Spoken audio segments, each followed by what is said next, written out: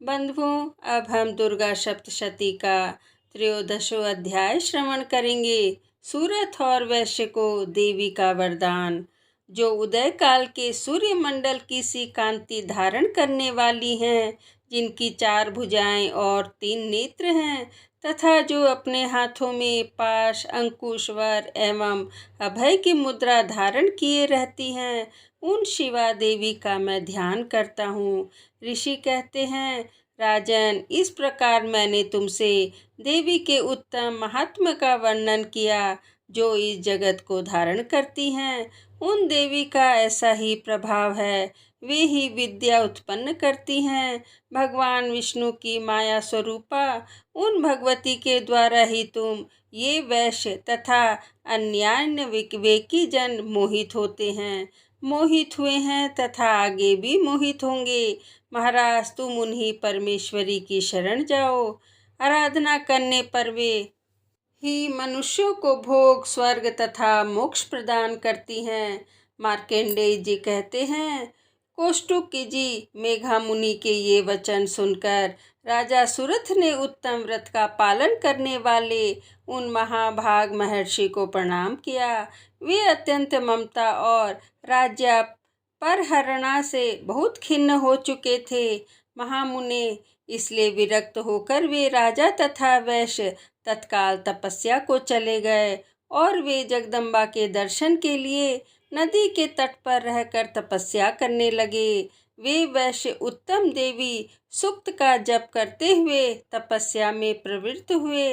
वे दोनों नदी के तट पर देवी की मिट्टी की मूर्ति बनाकर पुष्प, धूप और हवन आदि के द्वारा उनकी आराधना करने लगे। उन्होंने पहले तो आहार को धीरे धीरे कम किया, फिर बिल्कुल निराहार रहकर देवी में ही मन लगाए एकाग्रता पूर्वक उनका चिंतन आरंभ किया।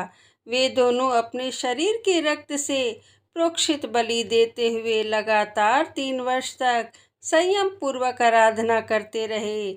इस पर प्रसन्न होकर जगत को धारण करने वाली चंडिका देवी ने प्रत्यक्ष दर्शन देकर कहा। देवी बोली, राजन तथा अपने कुल को आनंदित करने वाले वैश्य, तुम लोग जिस वस्तु की अभिलाषा रखते हो वह मुझसे मांगो, मैं संतुष्ट हूँ, अतः तुम्हें वह सब कुछ दूंगी।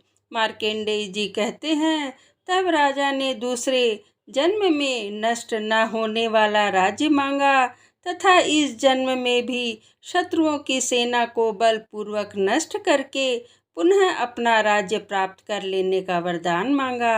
वैश्य का चित्त संसार की ओर से खिन्न एवं विरक्त हो चुका था और वे बड़े बुद्धिमान थे, अतः उस समय उन्होंने तो ममता और अहंता रूप आसक्ति का नाश करने वाला ज्ञान मांगा।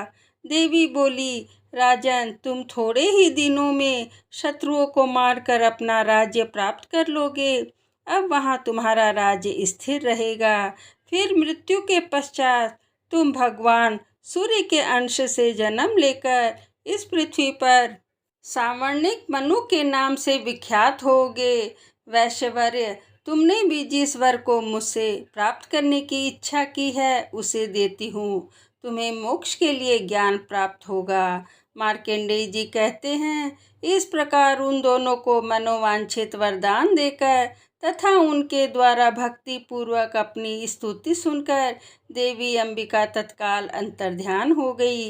इस तरह देवी ने वरदान पाकर क्षत्रियों में श्रेष्ठ सूरत, सूर्य से जन्म ले सावर्णी नामक मनु होंगे। इस प्रकार श्री मार्कंडेय पुराण में सावर्णिक मनवंतर की कथा के अंतर्गत देवी महामात्य में सूरत और वैश्य को वरदान नामक 13वां अध्याय पूरा हुआ।